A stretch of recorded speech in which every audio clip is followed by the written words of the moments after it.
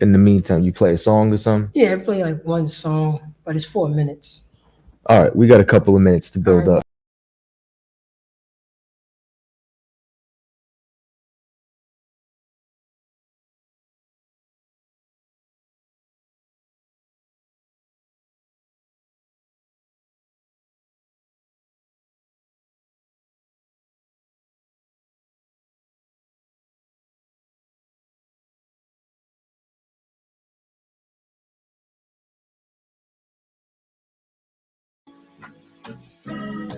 They killed, give me Isaiah 14 and 21. They did the same thing to my people. So that you said that they put millions of my actions. Yes, you said. Should a murderer go to jail for murdering? Absolutely. Should a thief go to jail when he steals? Absolutely. Should a robber pay back the money he robbed? Absolutely. So why shouldn't the white man pay for what he did? That's right. One day you'll see just how it feels. Payback is a dog. It's a dog. Payback is a dog.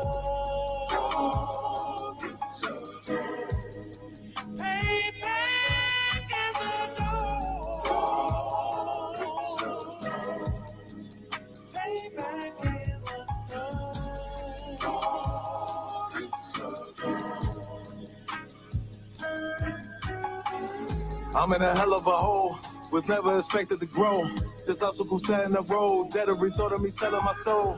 The story I'm telling is cold, but yet it's what everyone knows. The white man's the devil is known. America was never a home, only a place of captivity, safe facility, hating disfigure me. They claim that I'm lazy, be killing me. Maybe this slavery draining my energy. 400 years and counting, the trail of my tears is countless. The fact that I'm here is astounding, but I can't wait till this shit is surrounded. Ready to tangle my king and the angel, be ready to rap. Cracking the sky, nuclear missiles will make it official. I'm capturing every cracker surviving. Put them all in chains where they need to be, slavery for me.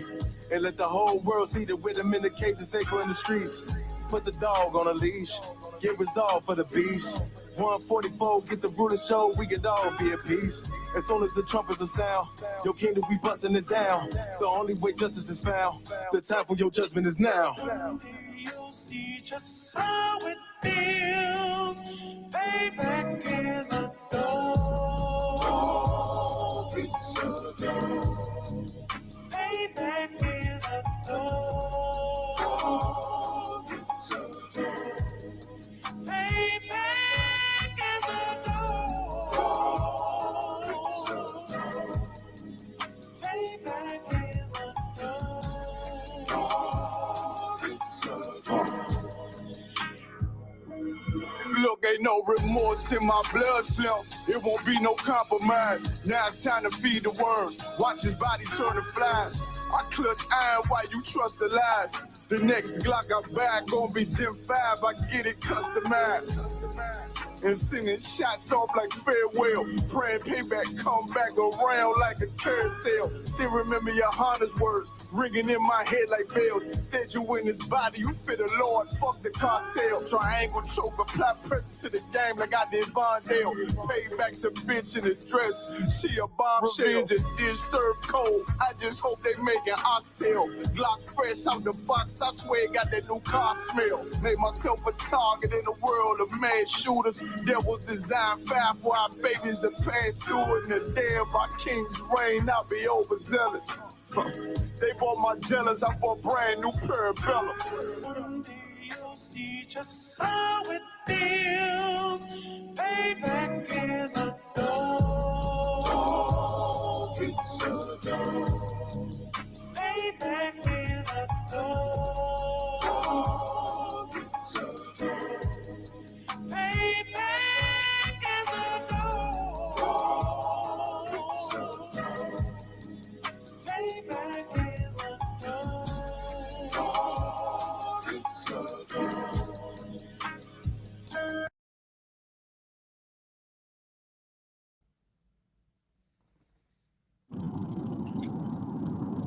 All right, what you up with that?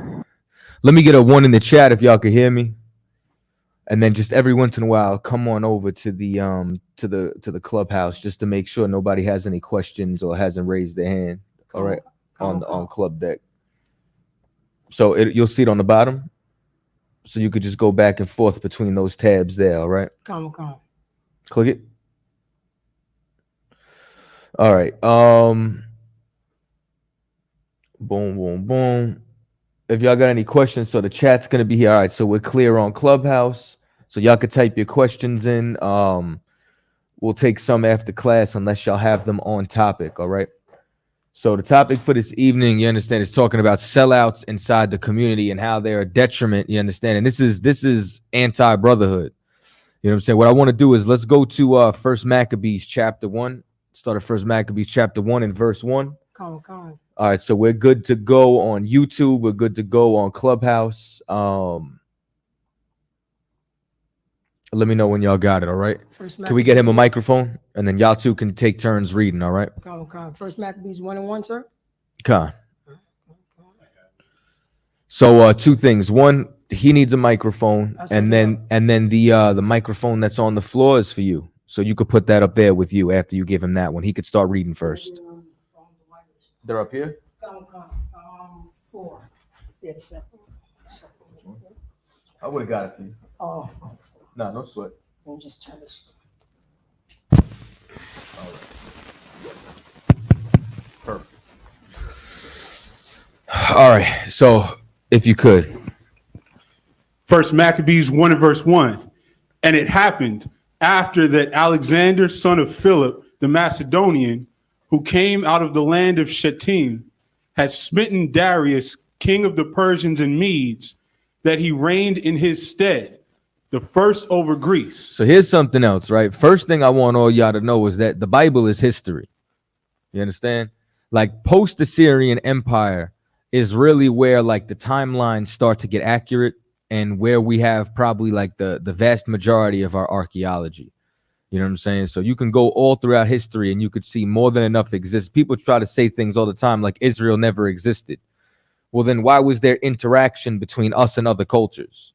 You know what I'm saying? What we're about to read about is the start of the Hasmonean dynasty in history. And that was when Israelites, known as it was the Maccabean revolt. That's why we're reading about the book of Maccabees, because this was Mattathias and then his sons, Judas Maccabee and his brethren, who went on to fight against the Greeks as we were inside of their captivity. So Philip, you understand, the Macedonian, comes out of the land, you understand, and then eventually Philip's son was Alexander. You know what I'm saying? Alexander the Greek. And then eventually his empire was split and broken up. And you had one of his, each one of his 4 generals, top generals, split up his empire. So Ptolemy took Egypt. You know what I'm saying? Another one took Italy. Another one took Greece. Another one took the entire Middle East, Antioch, all of that. That was known as the Seleucids. All right. And what they did was they created a Hellenizing period. That's why y'all ever see like when Christians talk about to the Jew first, then the Greek. You understand? Who's the Jew? The Israelite in the land. You understand? The southern kingdom. You know what I'm saying? Primarily. So who would be the Greek? The scattered that take on the customs of the Greeks. You understand? Those that were still Hellenized. So what you're reading about is this takes place during this time period. So this is roughly, you know, let's say maybe 70 years, give or take, but before Christ gets on the scene. You know what I'm saying? Somewhere from 70, 50, 40 years, something like that. All right. Meaning like by the time the book of Maccabees ends, not in totality. All right. So let's continue reading. Verse 2, and made many wars and won many strongholds and slew the kings of the earth and went through to the ends of the earth and took spoils of many nations, insomuch that the earth was quiet before him, whereupon he was exalted and his heart was lifted up. And he gathered a mighty strong host and ruled over countries and nations and kings who became tributaries unto him. You understand? And that's what happened. They take over, like the Greeks go and conquer everything. And this was a part of Daniel's vision. When you watch Daniel's vision, you understand, you see first you have the lion with the wings, which is called a griffin, loses his wings. You know what I'm saying? Then from there, you see a bear rise up. You know what I'm saying? That's the Medo-Persians. After the bear, it's the leopard. This is during that time period where the leopard, or Alexander and the Macedonians and the Greek Empire, first starts to rise up. Read on. Verse 5. And after these things he fell sick and perceived that he should die. Wherefore he called his servants, such as were honorable, and had been brought up with him from his youth, and parted his kingdom among them while he was yet alive. So that's what I was talking about before. So Alexander the Greek dies, and then he parts his kingdom amongst 4 of his generals. And then once again, that was Ptolemy. Well, it's really Ptolemy. You know what I'm saying? The P is silent, but it's Ptolemy over there in Egypt. Now, the difference between him and the Seleucids was he went over there and became pharaoh. He adopted Egyptian culture, took the titles on. The Seleucids believed in Hellenizing and making the entire world subject to how they wanted their culture to be. Read on. Verse 7. So Alexander reigned 12 years and then died, and his servants bare rule, every one in his place. And after his death, they all put crowns upon themselves. You understand? Meaning his will was he wanted his empire to stay together. They decided to split it up into 4s and divide his empire. Good. So did their sons after them many years, and evils were multiplied in the earth. You understand? And every single one of their children was more wicked than the last. And then they just tilt everything. You know what I'm saying? Because the difference is, Alexander the Greek never touched Jerusalem. You understand? But the descendants of these bastards, you understand, they turned around and they wanted to touch the children of Israel. Good. Verse 10. And there came out of them a wicked root, Antiochus, surnamed Epiphanes, son of Antiochus the king, who had been in hostage at Rome, and he reigned in the 137th year of the kingdom of the Greeks. Good. In those days went there out of Israel wicked men who persuaded many, saying, let us go and make a covenant with the heathen. Now, that's the first thing that you have to understand. You understand? What type of men were these? Wicked men. Yeah, so make sure you put the mic to, you know what I'm saying, a little bit closer so it'll pick up the frequency range, all right? But outside of that, right? These are wicked men who go and make a covenant with the heathen. You understand? These are not righteous men. And that's what you have to do. The first thing you have to do is you want to know if somebody's a man of God. Is he trying to join you onto all nations? You understand? These are sellouts who become a detriment. You go and you look at every single culture that's thriving around the world, right? Or even inside of America. East Indians can't have Bollywood by letting everybody in. You understand? Asians can't have Chinatown in every single metropolitan area by letting everybody in. What they have to do is they have to practice segregation. They have to practice nepotism. If y'all don't know what nepotism is, you understand, my son and your son, you understand, your son wants to come work at my company. My son wants to work at your company. Because I know you and you know me, we're going to hire each other's children and put them in higher seats than everybody else before anyone else. You understand? And that's what every single other race or nation of people does. You don't go over to Chinatown and then see Mexicans cooking in the kitchen. Mexicans are cooking the French food. They're cooking the Italian food. You understand? They cooking all the food around the world. You understand? The Albanians are running the pizzeria, and Mexicans are cooking all the food, all the pasta, all the Alfredo. You understand? Which is the tribe of Isupk. They cooking everything. Not in Chinatown, though, because they go and they stick together, and that's how they become powerful. You understand? And another thing which is so important about this lesson is they control their public image.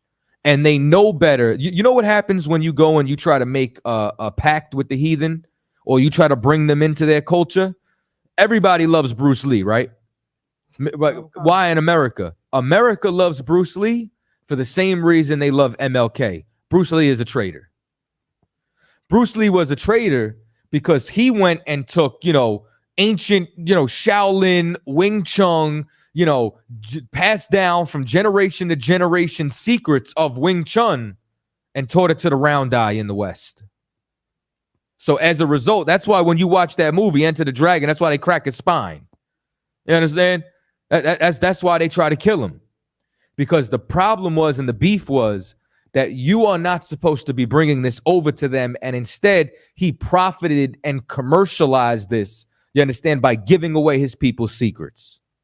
That's a traitor. And what we're reading about is wicked men who were traitors to Israel. Go ahead.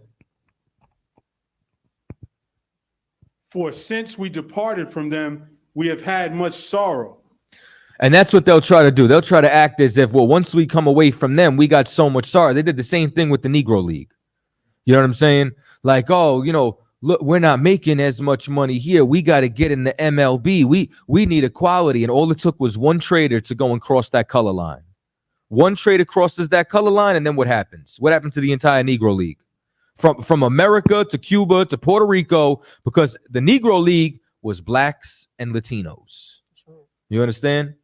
Go look it up. Go see the jerseys. You're going to see Cuba. You're going to see Puerto Rico. You go down to New Orleans. You're going to see the Pelicans. Like, it was all of us together in our own league.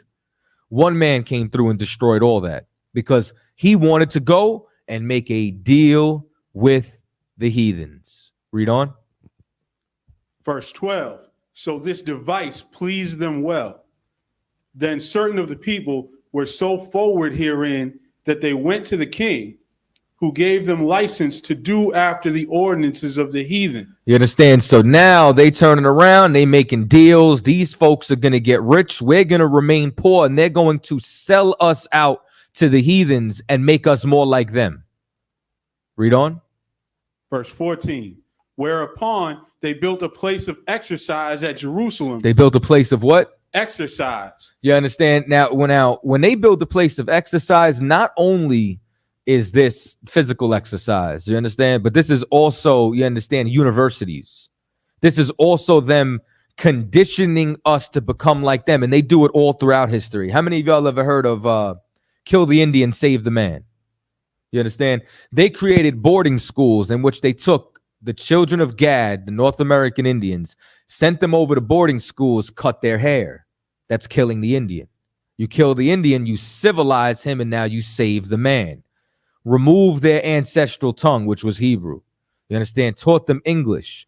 And then now, in the same way that Israel here is being colonized, they Americanized the Gadites. In the same way we all became Americanized inside of America.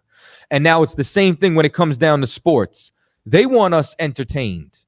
And you know what else they want us to do?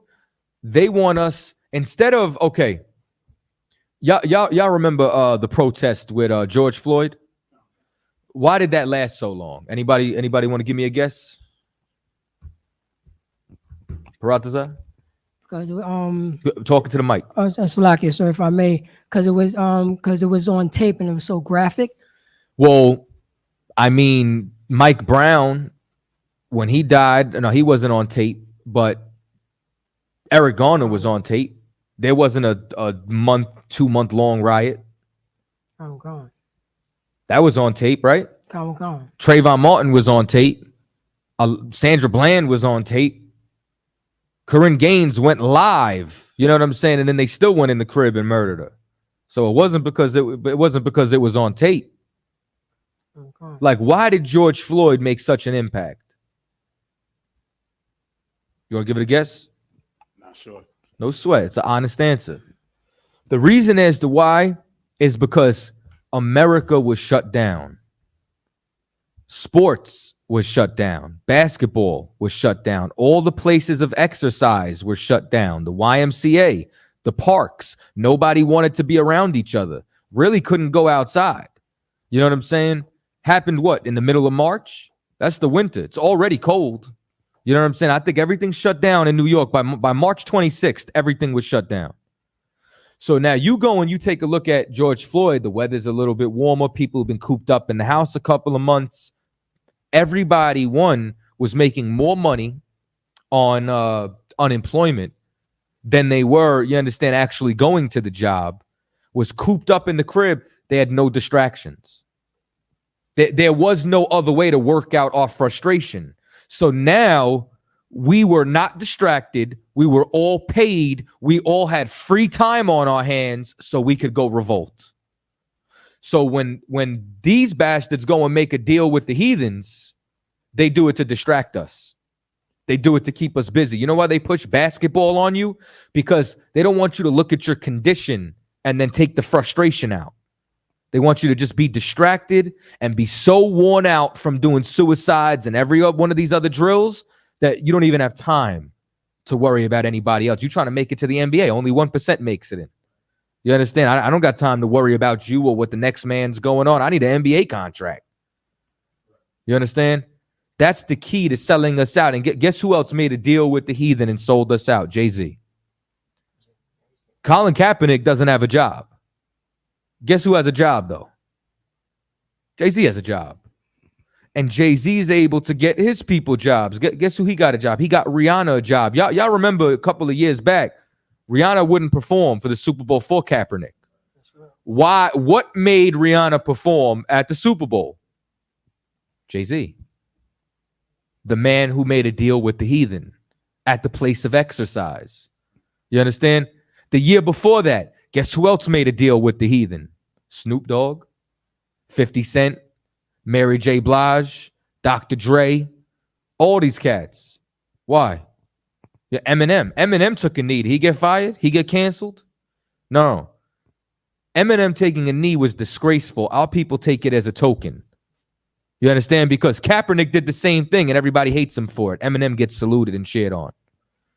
But now you take a look at everybody else. What did they do? They're trying to drive back up the distraction, drive back up the place of exercise. Because if we're going to exercise, if we're going to be focused on achieving in their society, we have no time to build our own. Those are traitors, and those traitors are a detriment to our success and growth as a nation. Read on. Verse 15. And they made themselves uncircumcised. And they made themselves what? Uncircumcised. And this starts to let you know that circumcision in our culture is not just physical circumcision. Circumcision is one, if you weren't circumcised, you weren't a part of the covenant. So it's slang for us. Like, you're not one of us. You're not in this. You understand? Like, everybody loved them damn mob movies talking about this thing of ours. Well, this thing of ours, this covenant, you understand, that belongs to us and not mass murderers of organized crimes, but belongs to a righteous nation. You understand? Circumcision was a part of it. But there was also the circumcision of your heart, that is your mind. You understand? We become uncircumcised. You could be physically circumcised, but we become uncircumcised when you eat pork. Become uncircumcised when you start to worship idols. The Christmas tree is an idol. You understand? You can't tell a woman not to celebrate her birthday. You understand? Like, you want to make yourself an idol on that day. You understand? Like, why is the Christmas tree an idol? Where does everybody bring the gifts to? Why do you put the gift under the tree? You're paying tribute, Terry, to your God. Right. You're bringing an offering to the idol. Well, on your birthday, you're the idol. So guess what everybody else does? Bring tributary to their idol. You understand? And then the cake and all that. You blow out the candles, smoke goes up. Why do you make a wish when you blow out the candles? Because that smoke is carrying your wish up to the pantheon of gods who's supposed to bless you, because today is your day. We become uncircumcised when we follow these customs and these and all the culture of all of the heathen that's around us. Read on. Salakia. And forsook the holy covenant and joined themselves to the heathen and were sold to do mischief. You understand? And we get sold to do mischief. We get sold to do mischief today. Who sells us to do mischief? Who wants to give me another example of a place where we get sold to do mischief? Go ahead. Our leaders, our so-called leaders. Give me something specific. You talking about names like let's say like Jesse Jackson, Let me see, Martin Luther King. Malcolm. Now they all do it how? Yeah. They go and join us onto the heathens, but how else do they sell us to do mischief? How about the record labels? Nobody ever protests them. When meanwhile, you got that dude right on the Breakfast Club saying, I got to eat though. I know I'm producing smut, but I got to feed my kids. So he gets to destroy a generation of us and push the lean and the drug culture. And I mean, every song on the radio is about stealing, is about adultery. It's about taking a woman that you understand belongs to another man. You know what I'm saying? Like what would Chris Brown say? When a rich nigga wants you, these hoes ain't loyal. You know what I'm saying? Every single song, but you couldn't tell that adultery is wrong by putting on the radio, by turning on the TV. You can't tell that, you understand, murdering is wrong by throwing on a video game. I mean, drill music is a thing right now. You know what I'm saying? And that's what blows my mind. Everybody is so hurt and everybody is so, you understand, messed up when it comes down to what happened with Pop Smoke. But what happened to Pop Smoke? You know what I'm saying? And listen, every black life is a loss. You know what I'm saying? And even from a hip hop perspective, it was a loss to lose Pop Smoke. You know what I'm saying? He had a masculine vibe to him. You know what I'm saying? Ill cadence. You know what I'm saying? However, what was his music about? Send me the Addy, I'm hunting him down. Well, his address got exposed. They sent the Addy, they hunted him down. According to his music, aren't y'all supposed to be celebrating? Nah, but you know something's wrong, because murder shouldn't only matter if it affects someone we care about. You know what I'm saying? Like, we have to start looking and thinking and looking and perceiving each other as a monolith, so that when we see every black, Latino, and Native Indian, we see our family, we see our brother, we see our sister. When we turn around and now we're able to do that, now we can start to have compassion. And then now we don't have to make drill music about murdering each other. But instead, we want the record deal. We want to get out the hood. We want to forget about everybody else that we know, because my mom needs a house. But it don't matter about yours. I could destroy your entire neighborhood so long as we get out. And this is all selling out. This is all traitors. This is why we don't come together collectively. Because every single other nation, let me ask you something. Have y'all ever seen Jackie Chan play a villain? Never. No. Jackie Chan always plays a hero. Why? It's taboo to play a villain for the West, for the round eye, and pollute the reputation and image of other Asians. That's why Jet Li isn't loved back home, because Jet Li's always playing a gangster. You know what I'm saying? Jet Li's always playing a bad guy, always playing a villain. Jackie Chan would never play a villain. There's certain movies that they won't play in China at all. You know what I'm saying? Matter of fact, there was this one movie, one of the Pirates of the Caribbean movies. They cut out like 15 minutes of this one scene with this Asian because they did not like how he was stereotypically portrayed. And when you watch the movie in China, the whole movie didn't make sense because of all the scenes they cut out with him. Because they care about their public image and will not just sell and trade their people in that capacity. Read on. Verse 17. Oh, Slack, verse 16. Now, when the kingdom was established before Antiochus, he thought to reign over Egypt, that he might have the dominion of 2 realms. Wherefore he entered into Egypt with a great multitude, with chariots and elephants and horsemen and a great navy, and made war against Ptolemy, king of Egypt. But Ptolemy was afraid of him and fled, and many were wounded to death. And now, once again, this was his brother. You understand? They used to be one empire, but they make war with each other because that's all he knows. Go ahead. Thus they got the strong cities in the land of Egypt, and he took the spoils thereof. And after that Antiochus had smitten Egypt, he returned again in the 143rd year, and went up against Israel and Jerusalem with a great multitude. You understand? So now they go back to Israel and Jerusalem. Good. and entered proudly into the sanctuary.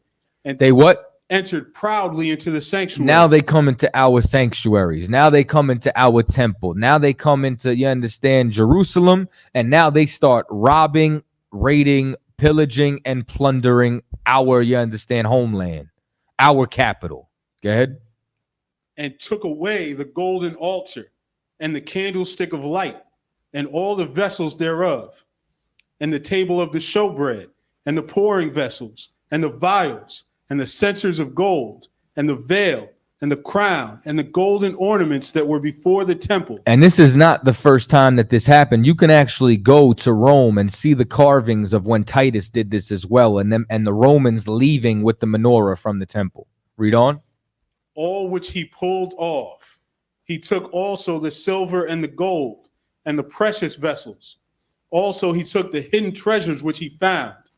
And when he had taken all away, he went into his own land, having made a great massacre and spoken very proudly. You understand? They murder us and they are extremely proud of it. And this is something else. You got to realize this is why it's so hard for us to get back to our culture, because these other nations have robbed all of it. They've almost erased us. If not for the Lord's mercy and really, if not for, you understand, the heathen not understanding Paul's writings, we might not even have our records to this day. Like when you open up the New Testament, right? If you don't understand it, you think God loves everybody. If you do understand it, you realize this is a specific message only written for us. The heathen in their vanity picked this book up and thought it belonged to them. And that's why it made it throughout all the centuries, because now they believe salvation is for them. Could you imagine if they realized it wasn't? We might not have our records. You understand? Like, and matter of fact, you're going to read about how they destroyed our records, how they burned our records. You know what I'm saying? You're going to turn around and you're going to read about how not only did they destroy and burn our records, you know what I'm saying, but they made it unlawful, you understand, for us to even have them. If you were found with a book of the law, you were put to death.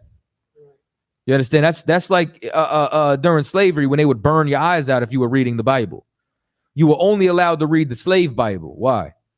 Because the slave Bible took out all of the passages that talked about fighting rebellion. You understand? And that's what the book of Maccabees is. The book of Maccabees is a rebellion against heathen rulership. Read on. Verse 25. Therefore, there was a great mourning in Israel, in every place where they were, so that the princes and elders mourned. The virgins and young men were made feeble, and the beauty of women was changed. Every bridegroom took up lamentation, and she that sat in the marriage chamber was in heaviness. The land also was moved for the inhabitants thereof, and all the house of Jacob was covered with confusion. You understand? And this is what happens when you let them in. They destroy us. Our land is covered with confusion. Our women can't be protected. We are absolutely destroyed as a people. Read on. And after 2 years fully expired, the king sent his chief collector of tribute unto the cities of Judah, who came unto Jerusalem with a great multitude, and spake peaceable words unto them. But all was deceit. Say that again. And spake peaceable words unto them, but all was deceit. That's what you got to know. That's why when we pull these scriptures and we talk about how his words were smoother than oil, you understand? That this is what we're talking about. They speak deceit onto us. That's what they do every election year. Y'all be worried about voting. They be lying to you. They be lying to you and then doing experiments at Johns Hopkins. You understand? Coming up with different ways to destroy you. You know what I'm saying? You look at everybody watching. I might do a whole class on snowfall one week. You understand? We might have to break down that entire Reagan administration, all the drugs that they brought in, the White House being a trap house, Nancy Reagan being a trap queen, and really break down everything that happened with Freeway Rick Ross and that depiction that they did with Franklin on Snowfall. You know what I'm saying? Just for you to see that, how could you turn around and say, just say no, and your husband is the #1 drug dealer on the earth because they speak all of these kind words to you. Peaceable.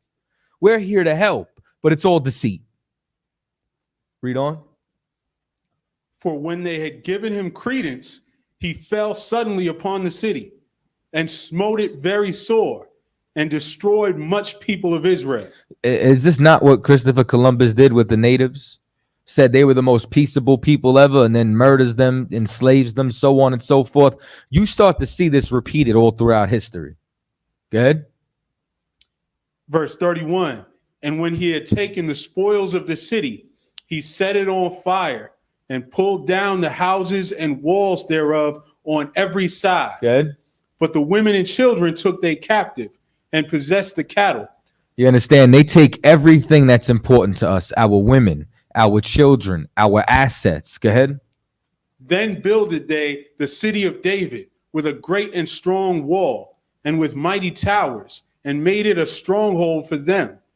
And they put therein a sinful nation, wicked men, and fortified themselves therein. They stored it also with armor and victuals. And when they had gathered together the spoils of Jerusalem, they laid them up there, and so they became a sore snare. You understand? And this is literally what they've done with us today. You understand? Like, you can literally see mirror images to how we live today all throughout the scriptures. Read on. For it was a place to lie in wait against the sanctuary, and an evil adversary to Israel. Thus they shed innocent blood on every side of the sanctuary and defiled it, insomuch that the inhabitants of Jerusalem fled because of them, whereupon the city was made an habitation of strangers, and became strange to those that were born in her, and her own children left her. You understand? To a point where that's gentrification right there. That's Seneca Village. That's Paradise Valley, Detroit. You understand? That's every single city inside of America that was prominently known and black ran and operated that they destroyed. And then what happens? We integrate out of fear. That's why Central Park is here now. Central Park was Seneca Village. Everybody only knows about, you understand, Black Wall Street. They don't know about half the towns that's rivers now in Atlanta or lakes. You understand? Because they drowned us out. Good. Or the interstates that cut through. The interstate. That's what happened with Paradise Valley, Detroit. They built an entire freeway directly through it. You know what I'm saying? It was an entire prominent area of all black businesses sold out. But what you're saying is 100% true. They did that all over. Read on. Verse 39. Her sanctuary was laid waste like a wilderness. Her feasts were turned into mourning. Her what? Her feasts were turned into mourning. Listen, and that's exactly what happens to us, man. Like even think about how hard it was to get to the Passover this year. I don't know about y'all. This was the hardest Passover it ever was for me to get to. It seemed impossible. Last year it seemed impossible. Year before that seemed impossible. Every year it's seeming harder and harder and harder. Why? Because of the oppression. You understand? Because of the amount of oppression, it almost turns a feast into like, oh man, you know what I'm saying? What BLACKWATCH had me dying laughing. He put a post up on Facebook where he was like, after Passover, everybody, and it was like in my Yaradan voice, I'm in a hell of a hole. You know what I'm saying? And I was like, brother, I know that's the truth. You know what I'm saying? Let's keep reading. Her feasts were turned into mourning, her Sabbaths into reproach, her honor into contempt. As had been her glory, so was her dishonor increased. And what you got to realize is this is the nation we're rebuilding. You understand? This is the state that we're in, and this is what we're trying to restore. Go ahead. And her excellency was turned into mourning. Moreover, King Antiochus wrote to his whole kingdom that all should be one people. You understand? And isn't that what they try to do here? Right. You understand? They try to give you the illusion like we're all one blood. You understand? Israel's one blood, and that one blood is separate from every other drop of blood. They try to control everything by making it one and by Hellenizing it and giving everybody the same philosophy. And that's what they do. They sell us delusions. They sell us delusions, lies, and deceit. You understand? Of equality and equity inside of America, as if this is the land of equal opportunity, and it is not. This is the land of slavery, bloodshed, and oppression. Read on. Verse 42, and everyone should leave his laws. So all the heathen agreed according to the commandment of the king. So everyone should leave his what? Laws. You understand? So now everybody leaving their laws is everybody leaving their ways of life. They didn't only do this to Israel in the sense of converting us. You understand? Like in the sense of that they were Hellenizing everyone that they conquered, because he makes war with everyone. But we're focused on us and our people. But the point is, the heathen are just ready to give it up, because heathen culture is nothing. You understand? Heathen culture is rock worship. You know, you go some places that they eat tarantulas. There's one culture somewhere, like I think off the coast of Tibet or one of those countries. Every so often they dig up one of their quote unquote ancestors, pull them out the grave, and then throw a party with them. You know what I'm saying? And then put them back in the grave. This is what they do. Read on. Verse 43. Yea, many also of the Israelites consented to his religion, and sacrificed unto idols, and profaned the Sabbath. And this is what happens to us. You understand? We start going against what Abraham, Isaac, and Jacob laid down. We go against our, now when it says religion, you understand that's the law, statutes, and commandments. That's our way of life. That's just the translation that they put in there. You understand? You understand? So now when you start to see this, right, that they should follow the strange laws of the land, we start following these customs from these other nations.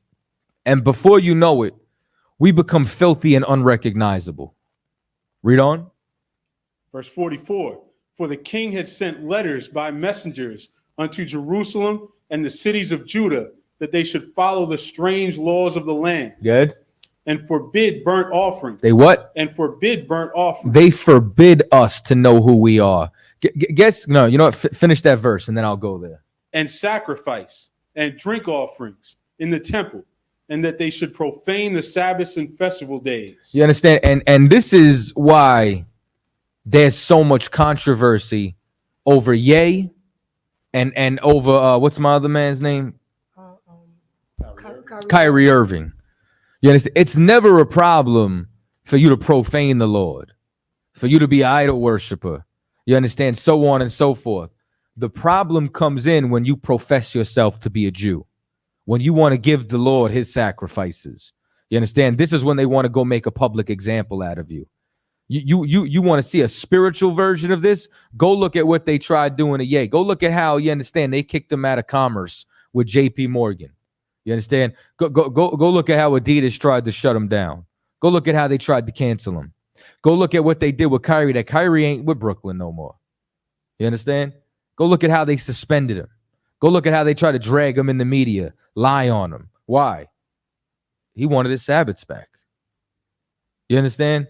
He wanted his sacrifices back to the Lord. Now, when I say sacrifices, of course, the sacrifices of the Lord today are a broken and contrite spirit.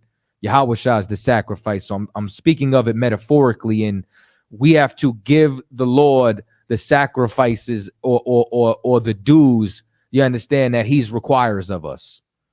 You understand? Read on. Verse 46.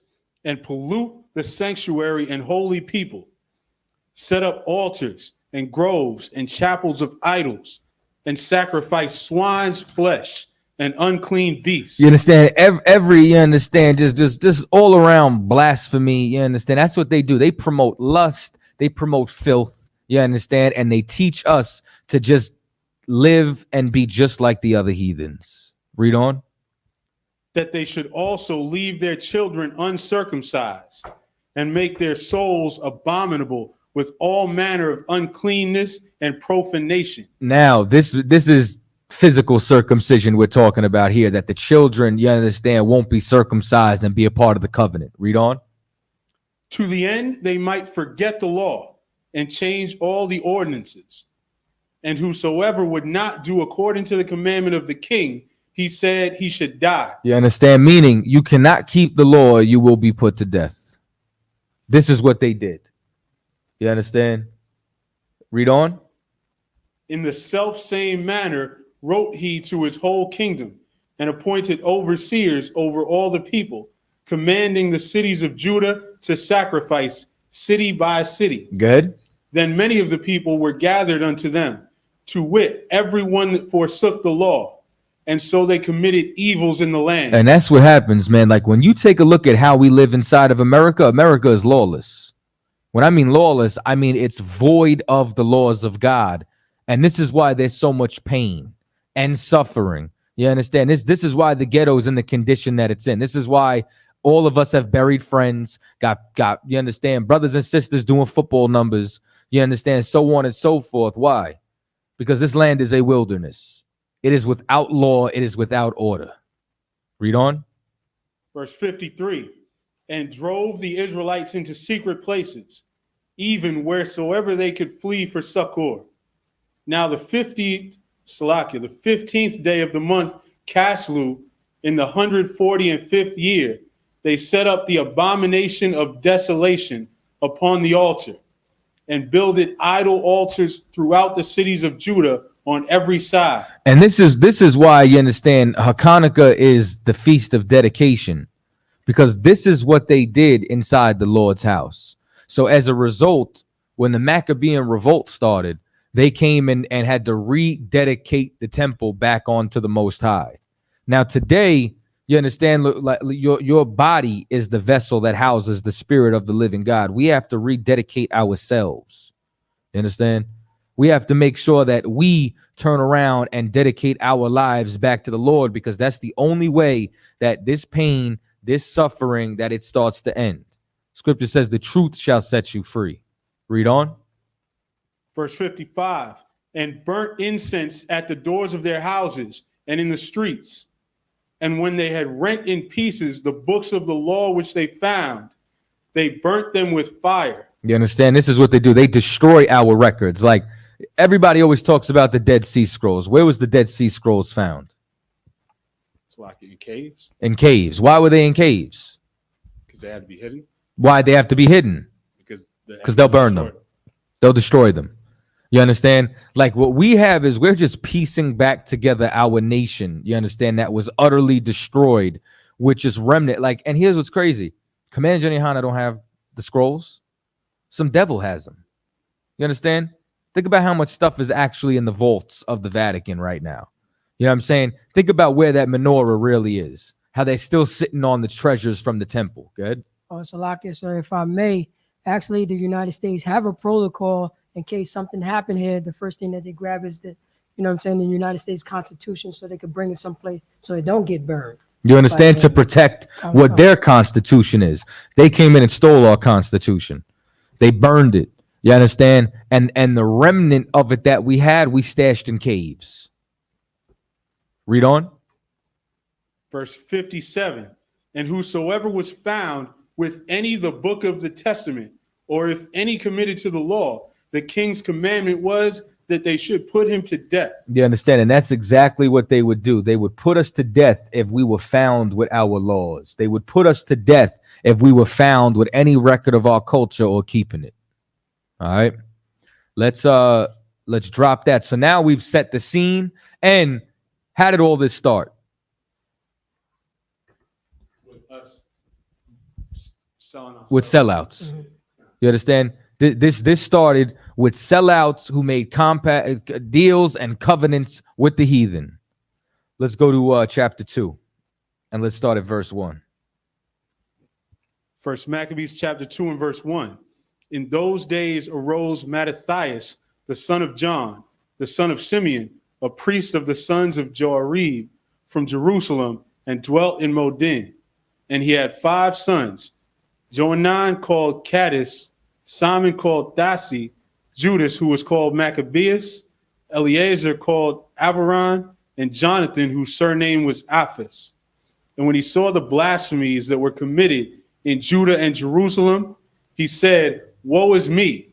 Wherefore was I born to see this misery of my people and of the holy city, and to dwell there, when it was delivered into the hand of the enemy, and the sanctuary into the hand of strangers. You understand? So now we're setting the scene to find out who this brother is, that this brother is known in Israel. He's strong and blessed with an abundance of sons, and he is a zealot for the Lord. Read on. Verse 8, her temple is become as a man without glory. Her glorious vessels are carried away into captivity. Her infants are slain in the streets. Her young men with the sword of the enemy. You understand it? This don't sound like the hood right now. Come. This don't sound like the abortion rate. Mothers who lose their mind, throwing babies out the window in the Bronx. Good. Salaki, so just about a couple days ago, a couple brothers started shooting in the crowd of people on a block that we was going to do a food drive on yesterday. There was a brother that got killed while he was holding his daughter in the Bronx. You understand? It don't matter. This we get slain by our enemies here. Why? Because the entire land is falling into wickedness. Why? Because the heathen rule it. Because they oppress us. You understand? And the wicked men amongst our people that are in charge, they sell us out. Read on. Verse 10, what nation hath not had a part in her kingdom and gotten of her spoils? All her ornaments are taken away. Of a free woman she has become a bond slave. And behold, our sanctuary, even our beauty and our glory is laid waste, and the Gentiles have profaned it. You understand? They have profaned it. They have destroyed it. All the idols that are sacrificed in the temple, all the land, you understand, being profaned and destroyed and abominable is all on them. This is what they do. Read on. To what end, therefore, shall we live any longer? Then Mattathias and his sons rent their clothes and put on sackcloth and mourned very sore. In the meanwhile, the king's officers, such as compelled the people to revolt, came into the city Modin to make them sacrifice. Good. And when many of Israel came unto them, Mattathias also and his sons came together. Then answered the king's officers and said to Mattathias on this wise, thou art a ruler and an honorable and great man in this city, and strengthened with sons and brethren. So now, this is the heathens coming to Mattathias. And they starting to see that the people look to him. He's a ruler. You understand? Brother got some clout, got some strength about him, got some mighty sons. What do you think they're going to try to get him to do? Sell out. Sell out. You understand? They're going to try to get him to sell out. Because him being in that position, if he goes and follows the heathens, what would that influence everybody else to do? You understand? They will go and follow after him. And this is why it's so important that if you're an entertainer, whether you like it or not, you understand, by default, you are a role model. And if you are a role model, you have a responsibility to the people who follow you, and more importantly, your people who follow you.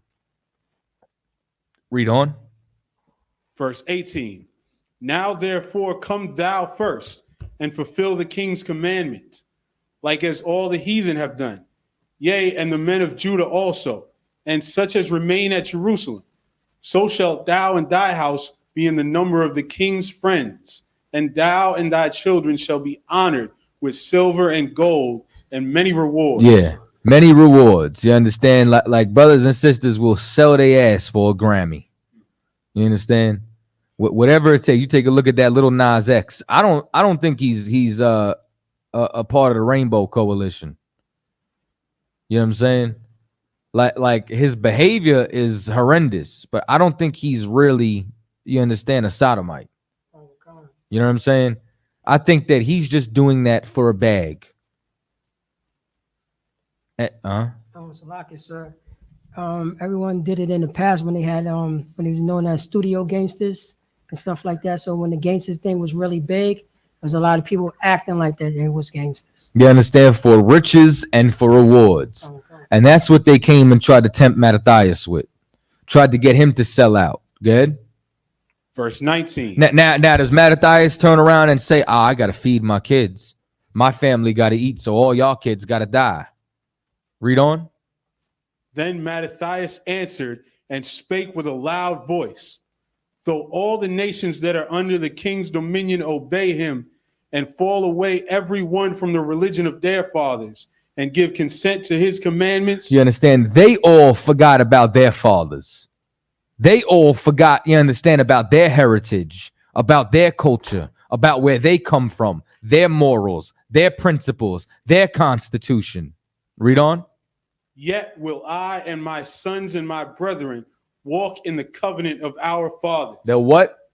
The covenant of our fathers. You understand? They're going to make sure that him and their sons walk in the covenant of our fathers. You understand? Family affair. What belongs to us? Abraham, Isaac, and Jacob. Read on. Verse 21. God forbid that we should forsake the law and the ordinances. You understand? God forbid that we should forsake it. Read on. We will not hearken to the king's words to go from our religion, either on the right hand or the left. You understand? We're not going to veer off this course. We're going to stay right on the straight and narrow. Go ahead.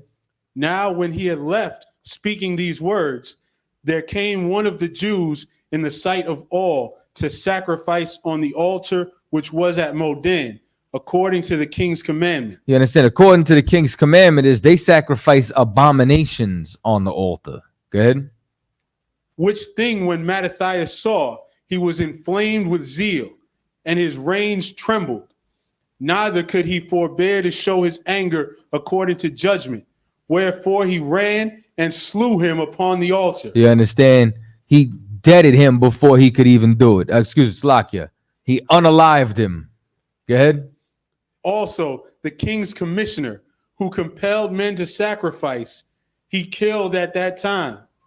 And the altar he pulled down. You understand? He pulled the whole altar down and then unalived the cat. You understand? Who gave the order? Good. Thus dealt he zealously for the law of God, like as Phinehas did unto Zambri, the son of Salome. Good.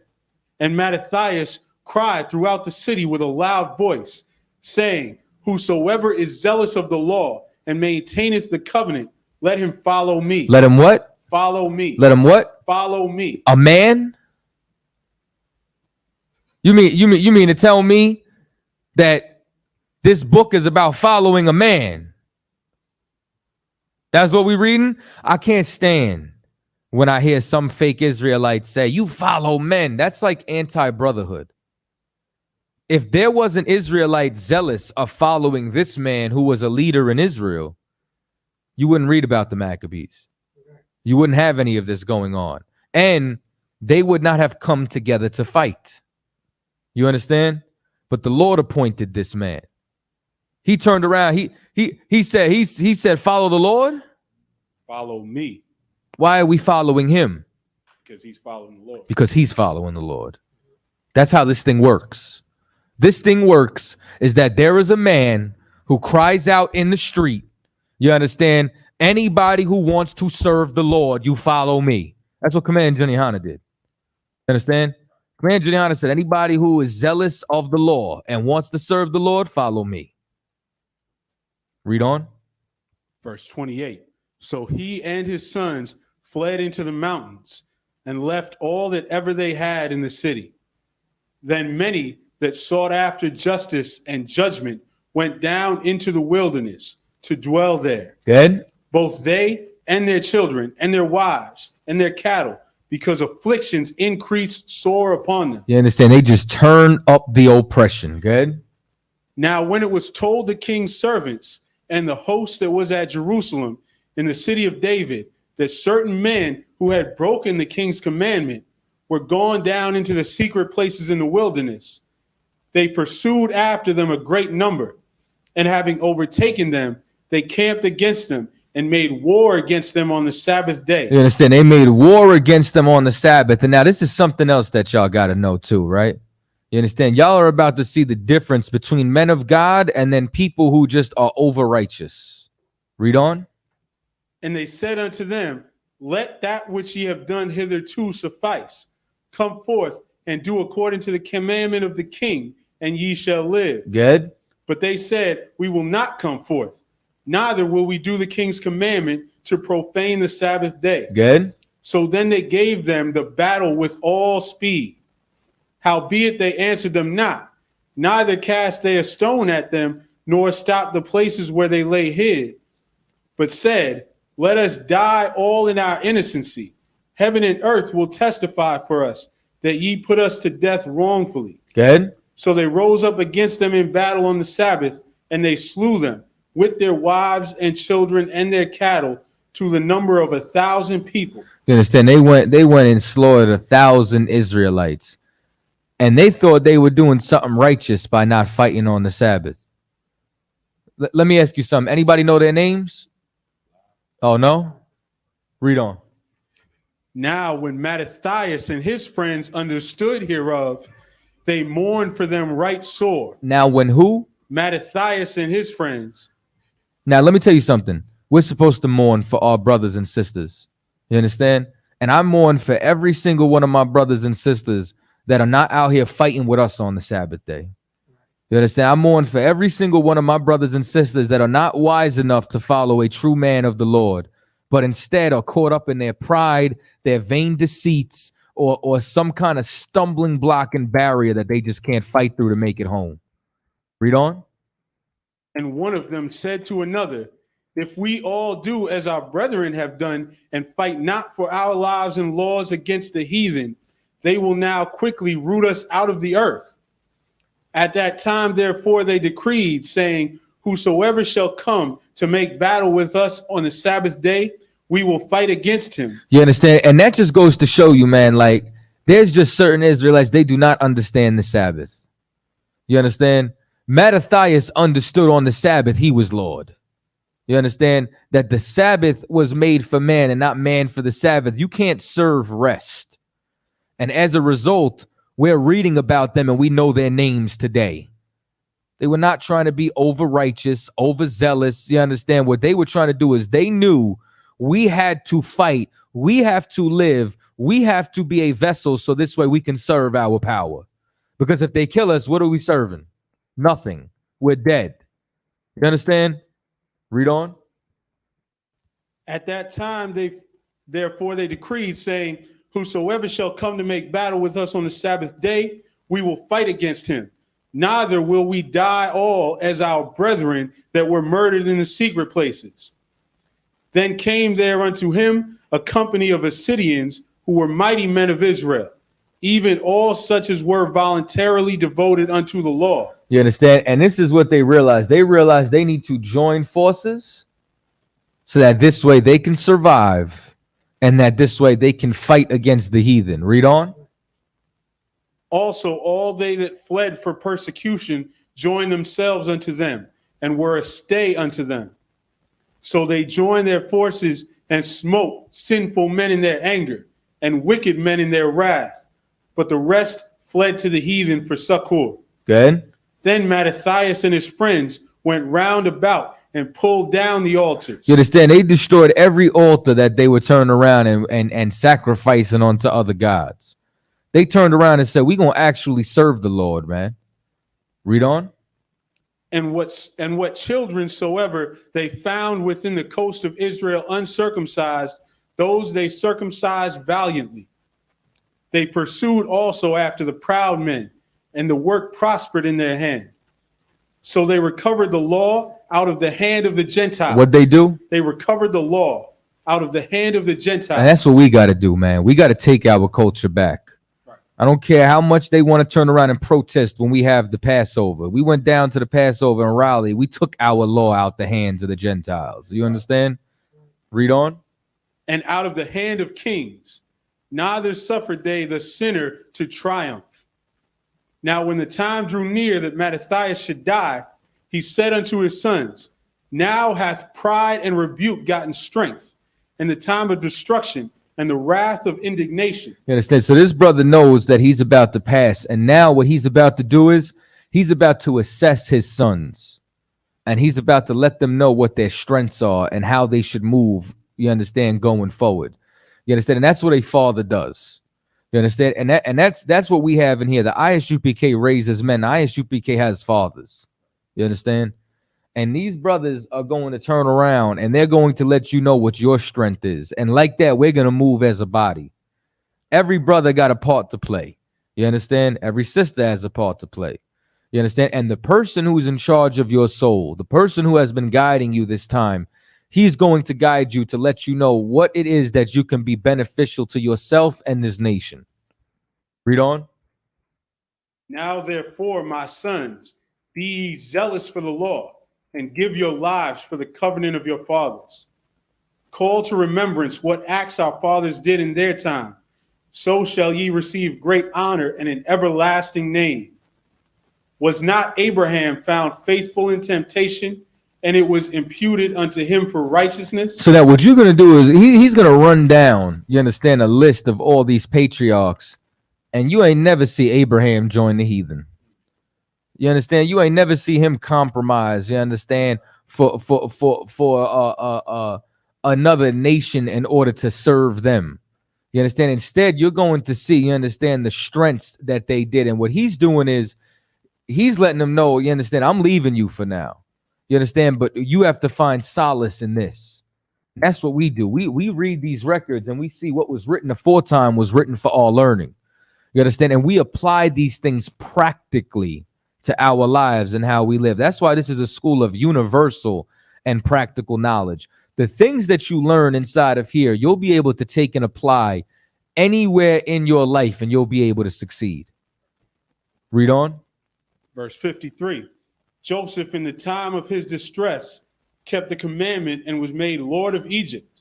You understand? Joseph in the time of his distress, meaning, well, like, how was Joseph distressed? I mean, his brothers, you understand, first of all, were thinking about killing him, threw him in a pit.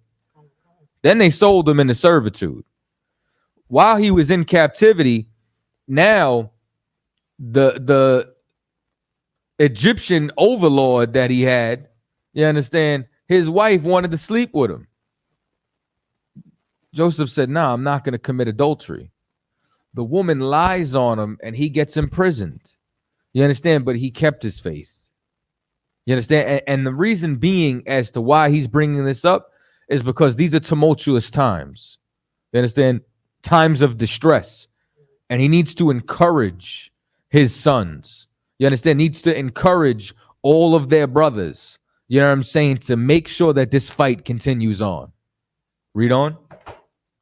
Phinehas, our father, in being zealous and fervent, obtained the covenant of an everlasting priesthood. You understand? And y'all can go read about Phinehas when a brother was sleeping with a heathen woman. He went through and stabbed both of them, you understand, in the tent while they were in the middle of the act with a javelin. Read on. Jesus, for fulfilling the word, was made a judge in Israel. You understand? Read on. Caleb, for now once again, Jesus is Joshua. All right, Joshua is made a judge in Israel because who took over after Moses? You understand? So don't get confused with when you see that word. A lot of our people had the same name. Read on. Caleb, for bearing witness before the congregation, received the heritage of the land. Good. David, for being merciful, possessed the throne of an everlasting kingdom. So now he's starting to turn around and give the attributes. You understand? Mercy, zealousness, faith. He's trying to let them know what they need to continue on and to succeed. Good. Elias, for being zealous and fervent for the law, was taken up into heaven. You understand? Now Elias is the Greek transliteration for Elijah. Good.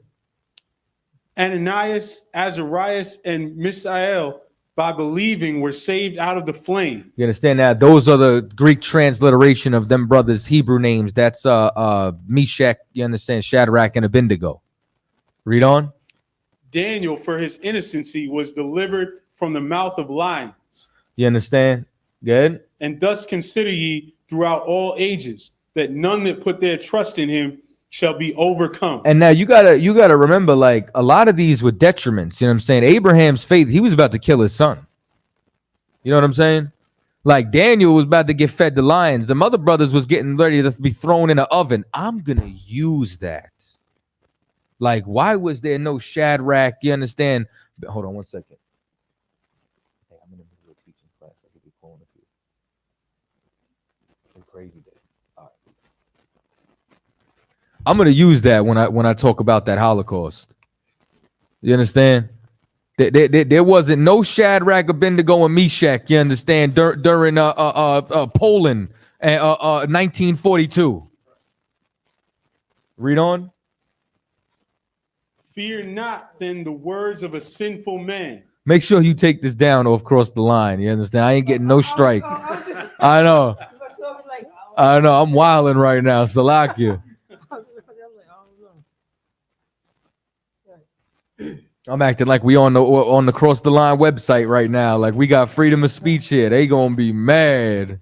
Read on.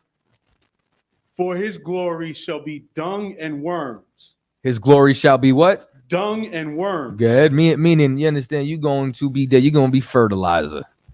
You understand? You're going to go right back into the dust and be worm child. Good. Today he shall be lifted up, and tomorrow he shall not be found, because he has returned into his dust, and his thought is come to nothing. Good.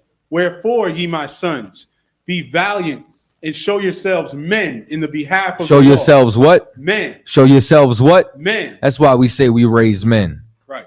You understand? We have to show ourselves men. Go ahead. In the behalf of the law. You understand? In behalf of the law. Can't compromise this law, man.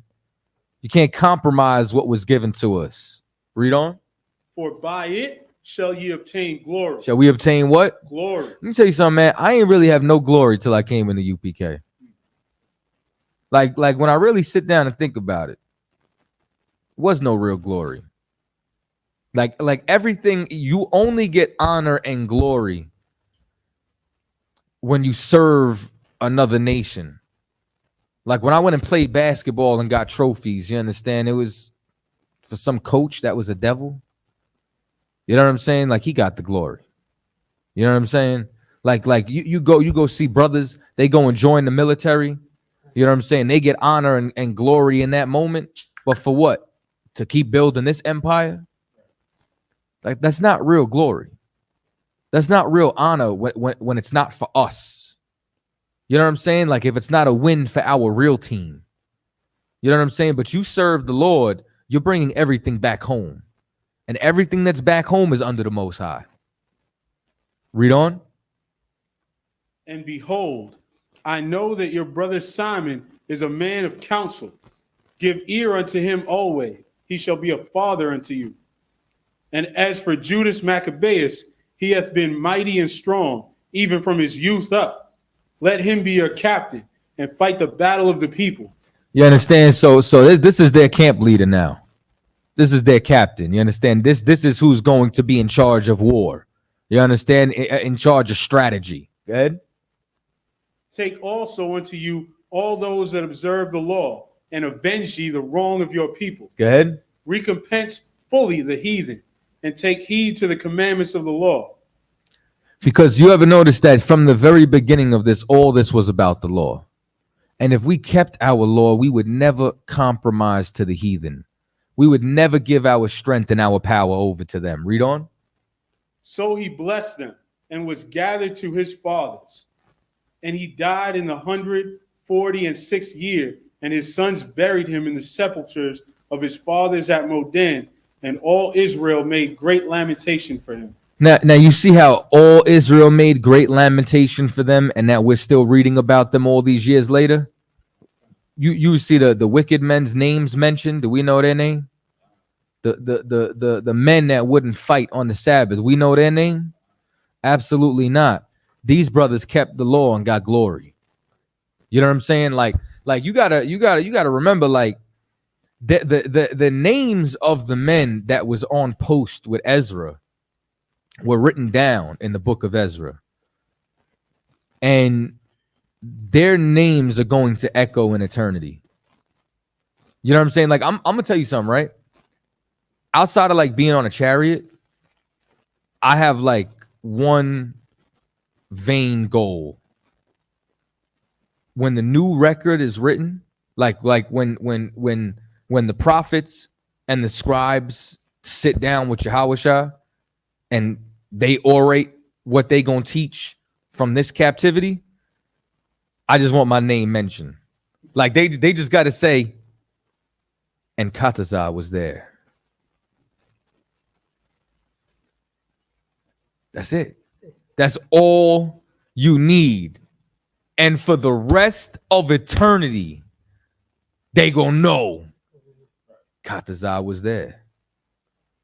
You know what I'm saying? They all they got to do, you know what I'm saying, was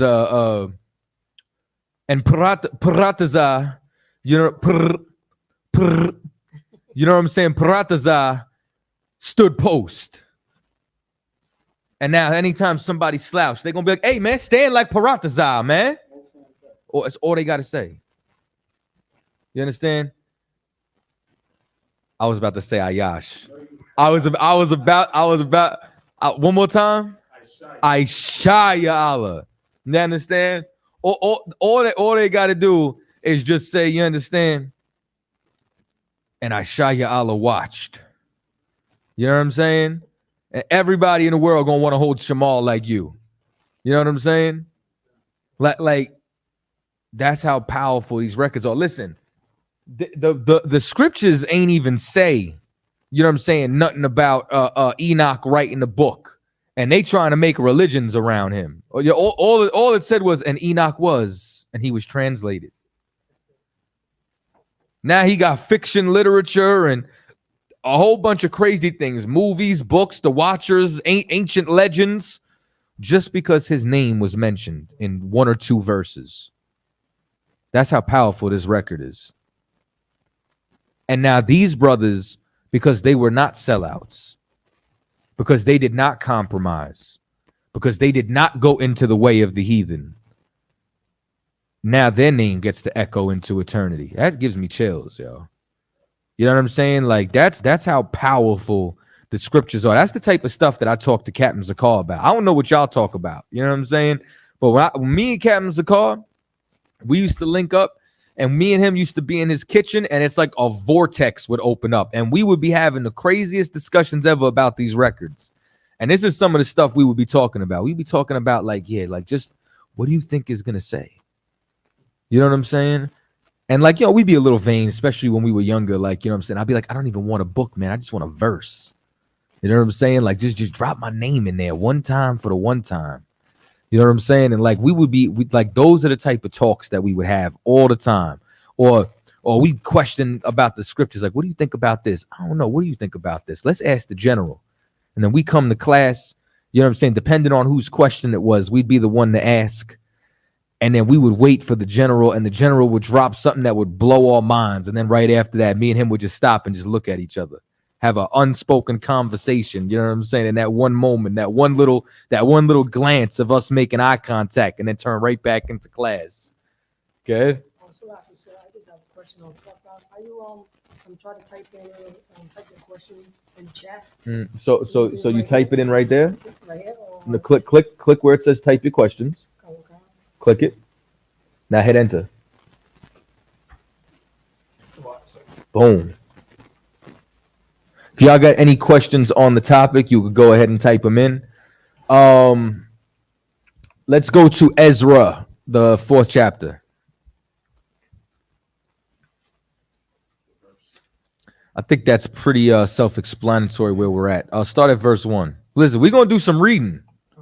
You know what I'm saying? Like we're gonna do some reading today. We're gonna do some reading today. We're gonna do some reading every week. I'm gonna run down some lessons for you.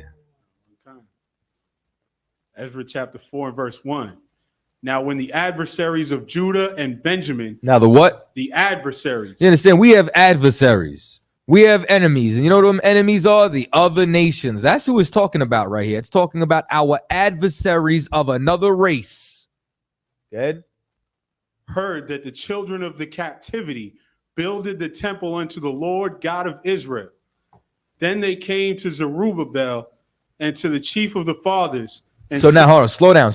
Now, before I was trying to read 2 chapters. You know what I'm saying? So we were reading a little faster. Read verse 2 again, but let's slow it down. Then they came to Zerubbabel. Now Zerubbabel was, you understand, the chief in this captivity. You understand? This is like, you understand, the head of Israel. We didn't have a king at this point because our nation was destroyed. But this was the man in charge. Once again, just like Mattathias was the man in charge. And just like Commanding General YAHANNA today, whether y'all like it or not, is in charge until Yahushua returns. Right. Read on. And to the chief of the fathers, and said unto them, let us build with you. So now the heathens come, you understand, when they hear us rebuilding the temple. Now earlier, what did I say is the temple? We are. And what are we doing in this body? Destroying the body. What do you? What you mean? On topic to what I'm saying right now. We try to bring the body together. We try to stay together. We're trying to rebuild the temple. You're the temple. You're the temple. What did the men who taught you do? To build the temple. You understand? They rebuilt you because you were such and such. I don't even remember what your slave name was, because Chaataza, you understand, is built today. I'm messing with you. I was about to say it. You understand? Allah was built today. You understand? And that's what we do. And we keep building and you understand? We keep adding onto and pouring down into the men that we're raising up as we all put our brick in. You understand? So now, while we try build, what do the heathen try to do? You mean this little African boy can't come to the cookout? We can't build with you. We can't break bread with these other nations. Why not? We serve your God. You understand? We believe. I believe in the Bible. That's what they say, right? Read on. For we seek your God as ye do, and we do sacrifice unto him since the days of Esarhaddon, king of Assur, which brought us up hither. Man, they gonna say we've been doing this forever. You understand? We've been sacrificing forever. But the truth is, they're really trying to infiltrate and destroy. That's the truth. Read on. Verse 3. But Zerubbabel and Jeshua and the rest of the chief of the fathers of Israel said unto them, ye have nothing to do with us. Ye have what? Ye have nothing to do with us. What'd he say to the heathen? Ye have nothing to do with us. What's his name? Salakia. Zerubbabel. Zerubbabel. Why do you know his name? Because he rejected the heathen. You understand? That's why you know his name. Because he wasn't one of the wicked in Israel who joined us onto another nation. You understand? He was a strong leader in Israel. You understand? Who stood up in adversity and said, ye have nothing to do with us. They have nothing to do with us. How? Read on. To build an house unto our God. Ain't no other nation gonna come in here to rebuild the children of Israel with us. That's not happening. Read on. But we ourselves together. But we what? We ourselves together. Go ahead. Will build unto the Lord, God of Israel, as King Cyrus, the king of Persia, hath commanded us. You understand now? Why did it say that as King Cyrus had? Because we were in captivity. So we got permission to go back and build the temple. You know what I'm saying? And also, just so y'all know, I'm going to just throw this in there sidebar. Give me Ezra 7 and 24. Ezra chapter 7 and verse 24. Yep. Also, we certify you that touching any of the priests and Levites, singers, porters, Nethinims, or ministers of this house of God, it shall not be lawful to impose toll, tribute, or custom upon them. So now, who is that talking about right there as far as who was mentioned? Everyone who works in the temple. The priest and all those who serve the priest. What is toll, tribute, and custom? Tax? Taxes. Who made that decree that you cannot tax the priest? The king in captivity? Yes. That's a 501c3. Don't ever come for us. Ever in life. I will show you tax exempt status from the government of your enemy as you rebuild the temple of the Lord in the Bible. Ezra had a 501c3. Don't ever fix your lips to speak against Commander General YAHANNA and Isupk. Gonna learn the hard way. When I found that scripture, I said, Barakatha Yahweh Yahweh Shai, boy. Real talk. All right, so moral of today's lesson has been, do not join the heathen. If you are trying to join us to the heathen, you are a traitor and your name will never be remembered. You understand? And if you are zealous of the law and a true man of God, you understand, the Lord will even give you glory. All right, so with that, any questions on or off topic? I'll open up questions, you understand, off topic. Y'all could go ahead and type them in. Also, if y'all are on Clubhouse, y'all can go ahead and raise your hand if you want to verbalize it. I'll show you how to do that too. Or you could go ahead and type it in the chat. I'll give y'all a second before we move on. Any questions in the room? Good. So it's pretty much it sounds like Salakia, sorry, if I may. So you was showing us that it was always, you know what I'm saying, brothers will hold the line. It was always, you know what I'm saying, showing that in spite of, you know what I'm saying, somebody's coming and you know what I'm saying, coming and destroying everything and having so much might, you know what I'm saying, still hold the line. And we could, you know what I'm saying, overpower, you know what I'm saying, the oppressor. Keep the faith in the Most High God and the Lord's statutes and commandments and in the nation. And it's always about coming together. That's what you're saying, if I'm making it as long as we serve the Lord, absolutely. Come. You know what I'm saying? And that's what you find inside the Bible. The Bible ain't magic. And coming in the truth is not like a lucky rabbit's foot. You know what I'm saying? Like, you don't come in the truth and stop suffering. We just start suffering together. You know what I'm saying? Like, you don't come in like think about, I think I was just saying this last night. Think about every single prophet inside the Bible. They all suffered some kind of like emotional trauma. You know what I'm saying? Like, David was being hunted by the king of Israel. That's like Joe Biden right now putting a hit on you. Where are you going to go? You get what I'm saying? Like you think you just going in public? You think you just going to Longhorn Steakhouse and, you know what I'm saying, ordering you a nice New York strip and getting the damn those delicious, you know what I'm saying, what are them things called? Brussels sprouts that they do that taste like candy. You know what I'm saying? Like, you ordering a beer and just chilling. I'm hungry as hell. Y'all tell, right? You know what I'm saying? So like, you think that's just happening? No, it's not happening, man. You underground. You know what I'm saying? You gonna have to hide in a damn ditch. And that's what David did. You take a look at Elijah when it talked about that Elijah was called up from the Most High. You know what I'm saying? Like, Elijah was being hunted by what I almost called what do you call it? What was that broad's name? Jezebel.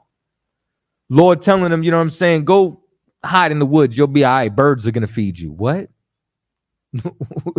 What? You get what I'm saying? Ezekiel, the Lord killed his rib. And he and for all you monogamous sisters, he only had one. But that woman was distracting him from doing the work of the Lord. So the Lord removed his distraction. I think she died of an aneurysm or something like that.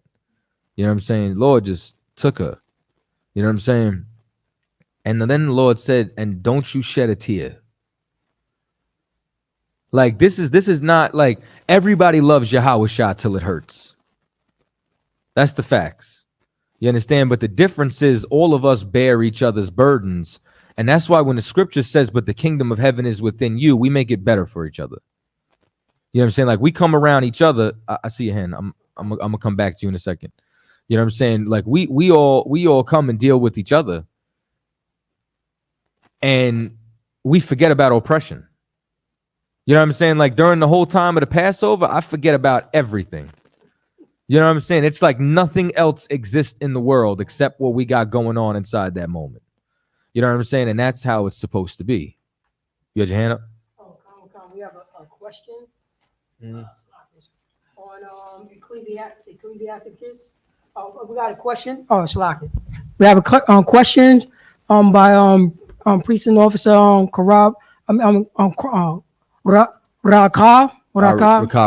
Rakaria. He said, the question is in Ecclesiasticus, chapter 29, verse 1. He that is in merciful will lead unto his neighbor, and he that strengtheneth his hand keepeth the commandment. So what hand are you strengthening? That's the question. That's the question. Oh, that's his question on top of that. That's Okay, well that's my question to y'all.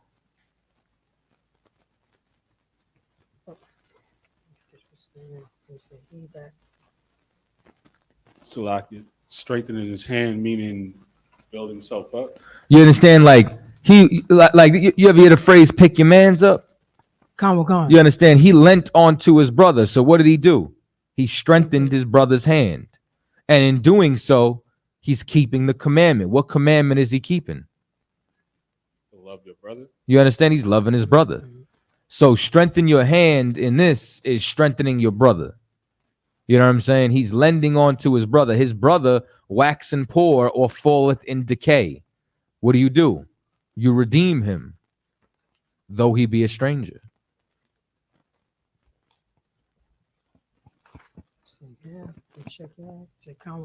All right. Check on. See if they have anything. Most High in Christ. Okay. So let me see. Since I started attending class, learning and following the laws of God, my life turned upside down. I'm losing friends, family, etc., and everyone thinks I'm crazy. Well, to the sister Dalsa, welcome to the truth. That's how I know you in here. You know what I'm saying? Like what you talking about right now is biblical precept. Y'all better know this. No, I mean that's not what I'm looking for. Scripture about losing your life. Now that's right though. You right though. If you could find it, find it.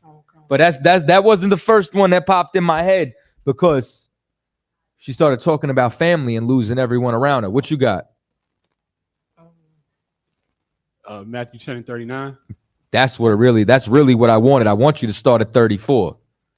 Let's get a couple of precepts on that. Matthew 10 and verse 34. Think not that I am come to send peace on earth. Yahawashi ain't come to send peace on earth. He came to do what? I came not to send peace, but a sword. But a what? But a sword. Lord, you understand? Yahawashi came to send a sword, which a sword is used for conflict, for fighting, for battles, for adversity. That's why when you come into the truth, you understand, you now face adversity. Who is this adversity to? Who are we constantly battling? Read on. For I am come to set a man at variance against his father. He's come to set what? A man at variance. Variance is at odds. And you are going to be at odds with your father. Who else? And the daughter against her mother. You understand? A daughter's going to be against the mother. Go ahead. And the daughter-in-law against her mother-in-law. Listen, it doesn't matter if you're married. Everybody, you understand, that's still in the world, you're going to be at odds with. Why? Because they love the world. They're still in the world. You're supposed to be coming out the world. Read on. And a man's foes shall be they of his own household. And a man's foes, a man's enemies shall be they of your own household. And that's painful. You understand? That is extremely painful. And this isn't only directed to the sister, but this is also directed to any brother or sister that goes through this. Do you have to be crucified? Do you got to be whipped for 3 days? You got to drag your own method of execution to the hill they're going to kill you on? You understand? You about to be put to death tomorrow in one of the most painful ways ever? I ain't think so. I think that what we go through in comparison to Yahawashi is very little. Read on. Verse 37. He that loveth father or mother more more than what? More than me. More than the Lord. Go ahead. Is not worthy of me. You're not worthy to be called Christ's disciple. If we can't find the strength You understand? To battle our family that's in the world. You understand? How then could we be worthy of the sacrifice that Yahweh made? Read on. And he that loveth son or daughter more than me Son or daughter, go ahead. is not worthy of me. You're not worthy, you understand, of the sacrifice that Yahweh made. And that's something that we all have to realize, right? Like it's something that we all have to, you understand, really bury inside of ourselves, is that Yahweh said, who's my mother, who's my brother, for a reason. You understand? And when you're young in the truth, you have not let go of the world yet. It's either Matthews 15 and 18 or Matthews 18 and 15. Give me Matthews 15 and 18. Read that for me. But if not, go to 18 and 15. I always reverse it. But the point being is, the world will let go of you before you let go of the world. And it's very painful when you first come in, because you're not fully acclimated to the UPK. When this is what ends up happening. Blood is thicker than water, but the UPK is thicker than blood. Right. Those are the facts. What you're going to realize is that your real family is in here. You understand? Not the family that caused you trauma, that robs from you, that lies to you, that ostracizes you, that says they wish you were still getting high instead of cleaning your life up. Not that family. The family that actually wants the best for you. Right. And that's the family that the Lord put together. Read what you got. 18 and 15 is go to him between thee and him alone. No, give me 15 and 18. Matthew 15 and verse 18. But those things which proceed out of the mouth come forth from the heart, and they defile the man. Am I tripping right now? I got me off my game. Hold on.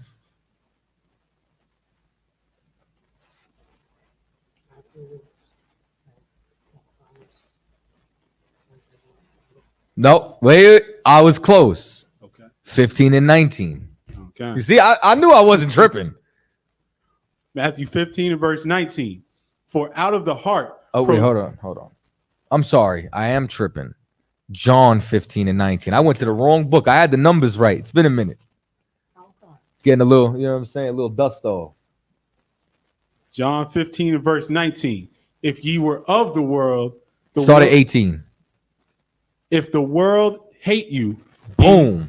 See? I was right the first time. Wrong book, right numbers. We're gonna get it together. Okay. You know what I'm saying? But this is especially, you understand, for the two sisters that said that they're going through the same things right now, right? And this is something that everybody goes through. Read that again. If the world hate you. If the world hates you, you're experiencing hate from the world right now. And that comes from those we're at odds with, those we're at variance with. That comes from your mother and father and cousin and aunties and everybody that you love. Read on. Ye know that it hated me before it hated you. The scripture says that the world hated Christ before it hated you. This is extremely important. Read on. If ye were of the world would love his own. The world loves you when you still in the cipher passing the blunt around. Right. You understand? It loves you when you at Thanksgiving dinner. Loves you when you sacrificing onto idols. You understand? Loves you because you're one of its own. Spiritually, you two are aligned. Go ahead. But because ye are not of the world, but I have chosen you out of the world. Yahweh chose you out of the world. I need y'all to really feel that for a minute. You could still be blind with everybody else. If you're receiving this knowledge and understanding it, the Lord's having mercy on you. He's pulling you out of the world. You have an opportunity of a lifetime. It's extremely humbling to know that of all these people, all the Israelites on the world, the Lord decided to wake you up for the truth. Read on. Therefore, the world hateth you. So now the world hates you. Read on. Remember the word that I said unto you. The servant is not greater than his Lord. So let me ask you something. And this is I want everybody to answer this, not just the sisters, right? Are any of you better than Yahweh Shah? Nah, sir. You're not. I sure as hell am not. Let me see it in the chat. I want everybody that could type answer right now. Any of you better than Yahawashi?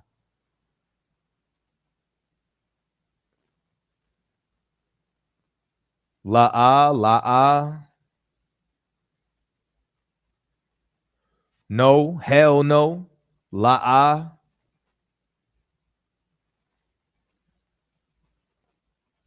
Nope.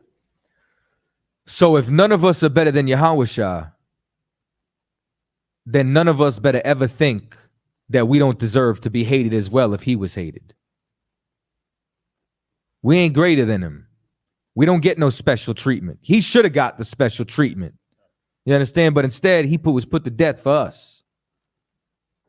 So as a result, we better realize that this is a part of his work, a part of his journey, and we better get deeply rooted inside of here. You understand? We better get deeply rooted and committed to serving the Lord. And on a long enough timeline, let me tell you what'll happen. Get me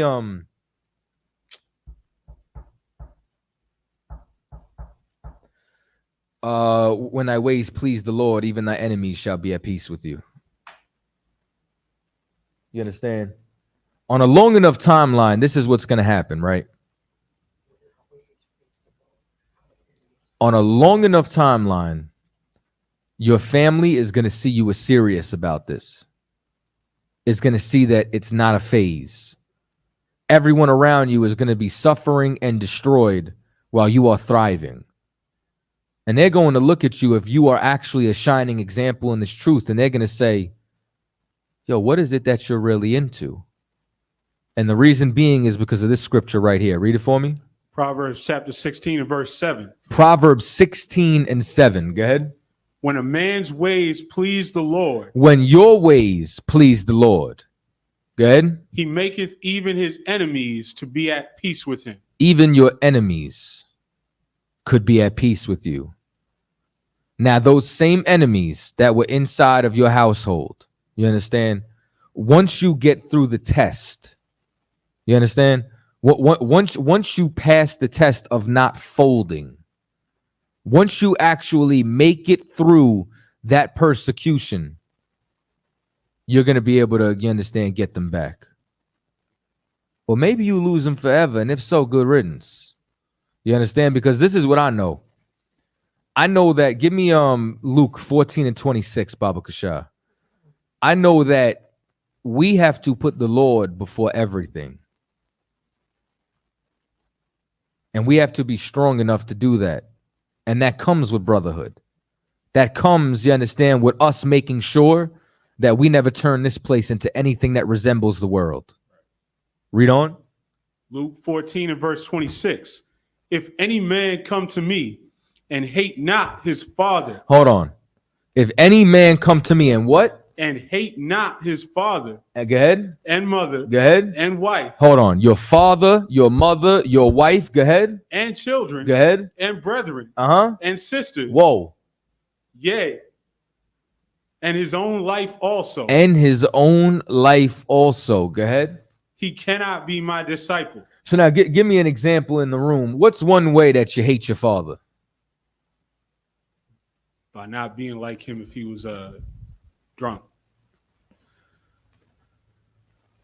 That's true. Give me something more related to, you understand, serving the Lord.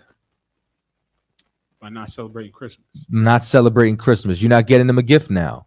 What's the way you hate your mother?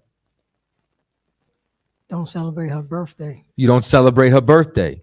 You understand? What's the way you hate your kids? Not celebrating their birthdays. Meaning, you love everything less, even your own life, than the Lord. 27. Verse 27.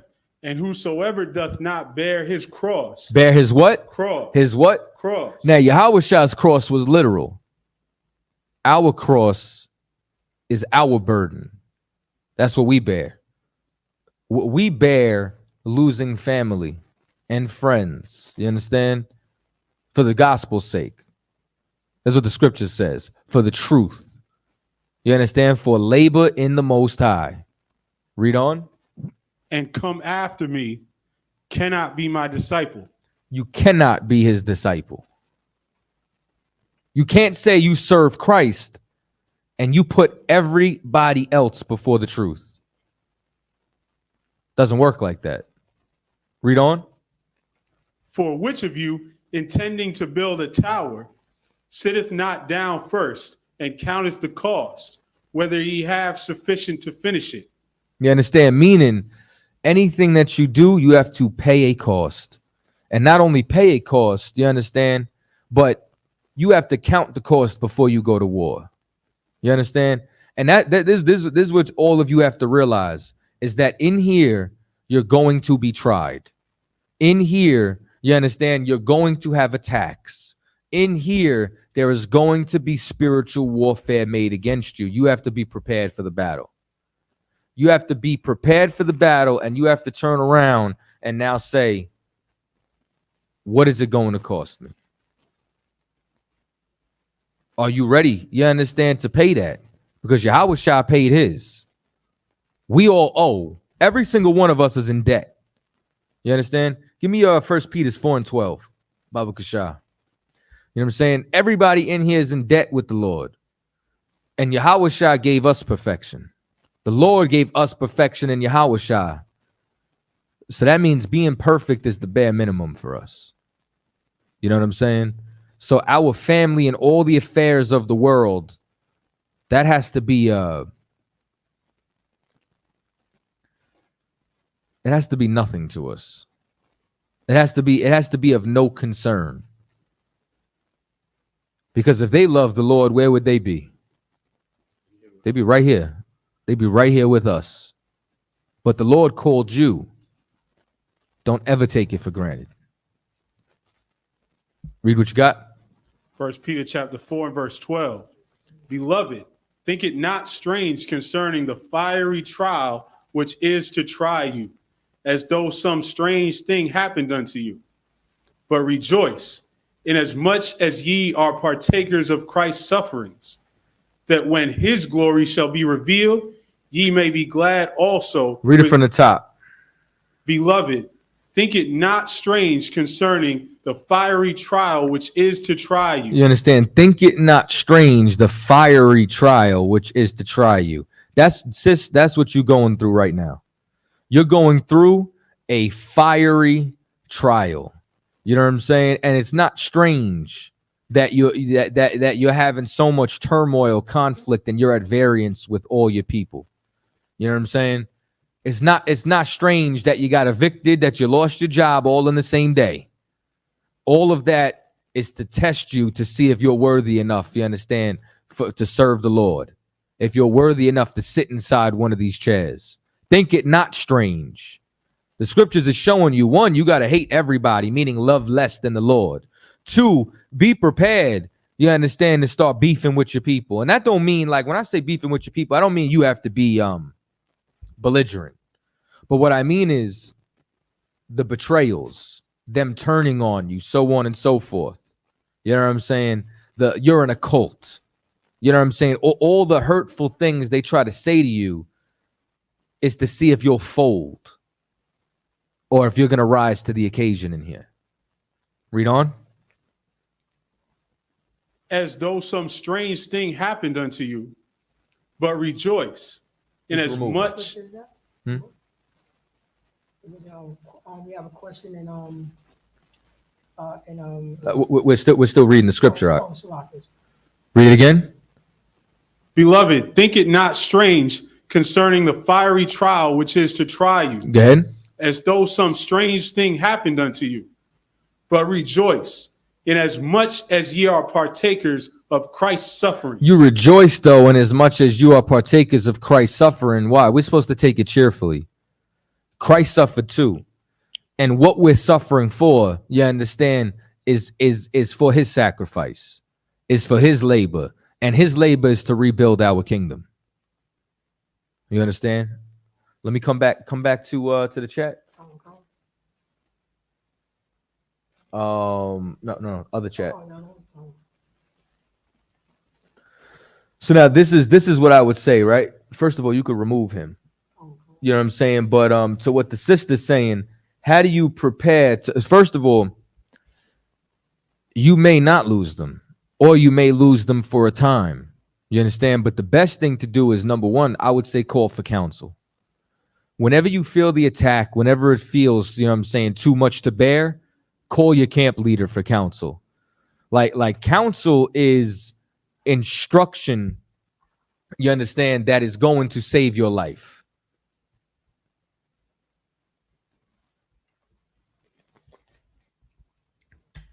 Counsel, you understand, is going to be a relief to your spirit. Counsel is going to be what keeps you solid when you don't have an answer. You know what I'm saying? I tell people all the time, man, call for counsel. Because if not, what you're going to do is you're going to really hurt yourself. Because now you still want to learn the hard way. There's not a stitch of counsel that I didn't follow that didn't work.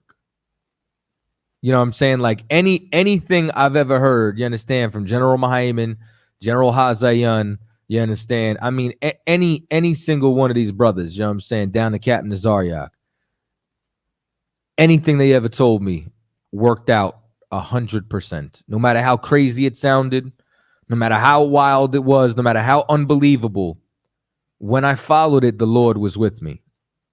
So what you want to do is you want to stay in class. You know what I'm saying? You want to lock in. You want to be around as much as possible. You want to be at every cookout. You want to be at every event. You want to really make this your home. You understand? Because what happens is that you don't want to like you're supposed to lose your old life. But what good is losing your old life if you're not gaining your new? And we all gain our new life in here through our labor. You know what I'm saying? Like even a brother gets his gifts at camp. That's where we find out if you're good at Shema. Now we know you excellent at security. You know what I'm saying? That's where we know if you're a good reader, if you're a good speaker, if you're a good leader, whatever the case may be, that's where your gifts come out at. Well, it's the same thing with a sister. You know what I'm saying? Like the sister, you got to come around for someone to actually know you, to know what your gifts are, what your abilities are. For us to actually be together as a family, we have to actually be around each other. That's why I hate the word, but that's why we congregate. You know what I'm saying? Like that's the whole point and the whole purpose of why we're supposed to come together as a people. Gather yourselves together, O nation not desired. We have to be around each other. And when we are around each other, we got to show each other love because we are each other's family. You know what I'm saying? I'm closer with y'all than my biological brothers. I see y'all more than my biological brothers. I'm the oldest of 5. You know what I'm saying? I can't tell you when the last time I talked to Hiram Jr. Can't even tell you. Got to be 3 years. I talked to Kev. Shit. Slakia. Once a year. I got to call him back, actually. Well, when I say I got to call him back, I got to actually call him because it's not like he called me and I'm returning the call, but I'll be the adult here. You know what I'm saying? But as another one of my baby brothers. But he's not in here with me. Who's my mother? Who's my brother? Y'all are. My love, my energy. I prefer everyone in here over anybody in the world. All right. So what you want to do, sis, is you want to call for counsel. You want to keep in touch with your camp leader. You want to be locked in. All right. We got about 10 minutes left. Let's see if we can get maybe one more question in. Scroll up here. There's a question here? Okay.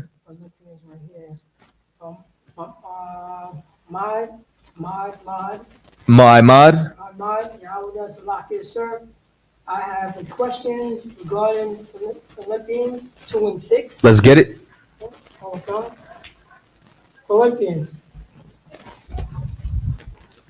Philippians chapter 2, verse 6. who being in the form of God, through it is not robbery to be equal to God, equal with God, Salakia. Okay, so being in the form, first of all, what does God mean, or what does God translate to? Authority or power. Or power. Now, Yahawashi was in the form of authority and power, correct? Khan. And as a result, he thought it not robbery to be equal with authority or power. What was Yahawashi able to do? Hold up. He raised his hand. Various miracles and You right. Like what? Name something. healing the sick, raising the dead. Healing the sick, raising the dead. He had the ability. Did he use it? Because he thought it not robbery to utilize that power. That's what it's talking about. Yahawashi was given power and he used it. All right.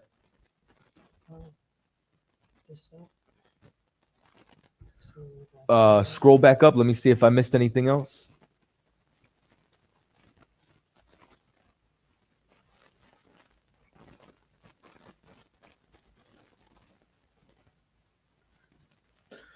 Let me see what the brother said. Hold on. Scroll down.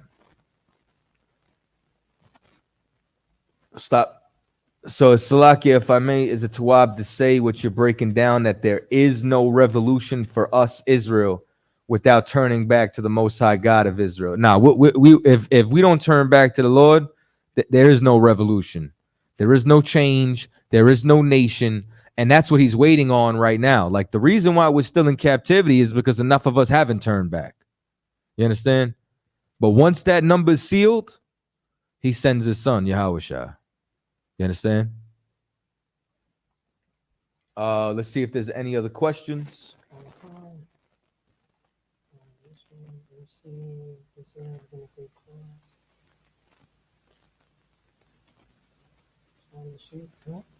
Sister said, Salaki, sir, the sister say, the water. She said, thank you. Oh, I am the boss, sis. All right, let's go to Clubhouse. Let's check Clubhouse real quick. Is there anything else? You could scroll up.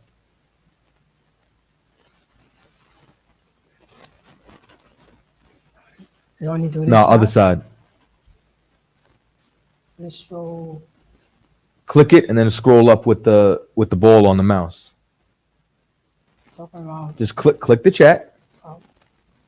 Anywhere. Oh, anywhere. Oh. And now scroll up with the roller. Come. You see the roller in the center of the mouse? Come. Roll it. Oh, there you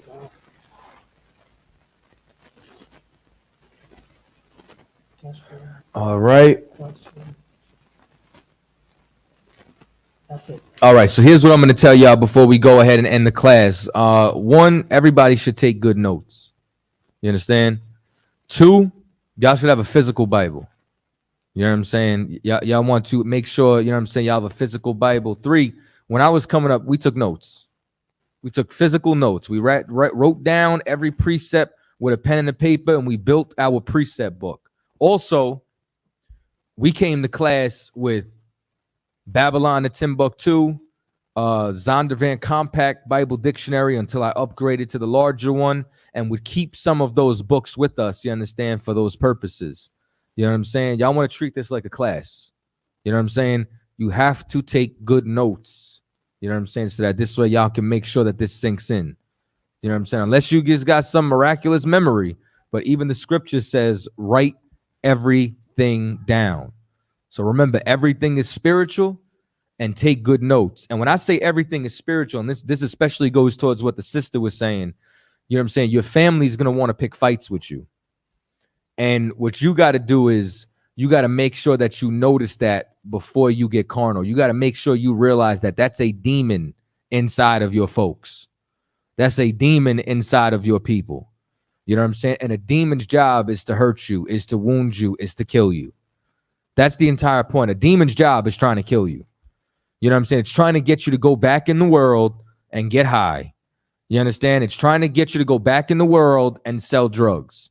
It's trying to get you either dead or in jail. So for every brother or sister, you understand, you need to make sure that you look at things from a non-carnal aspect and realize that when that turmoil comes, this is something that's trying to distract you, you understand, from achieving your goals in here. All right? So with that, let's pass the class over to Priest and Officer Chaataza. Clap it up.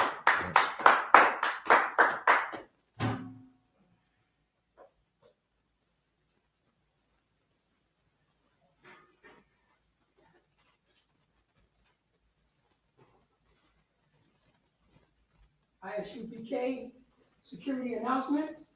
We are the ISUPK, started out of 1 West 125th Street, Harlem, New York. Rules for new brother and sister. When a new brother and sister comes into the school, they are off limits for 6 months. They are to be saluted only. They are here to shed themselves of the world.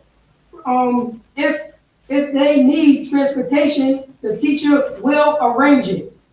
After 6 months, if a brother or sister has an interest in a particular person, he or she must get permission from the head to speak to a brother or sister.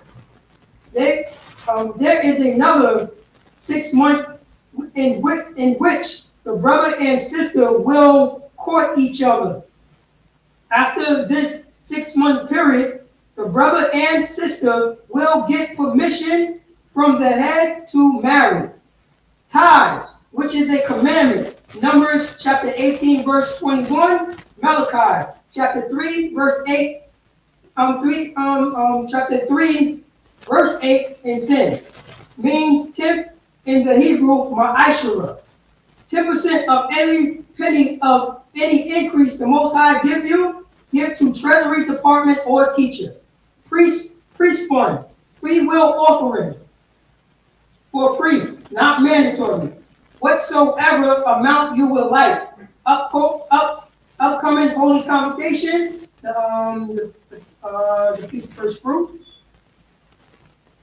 Let's see there. The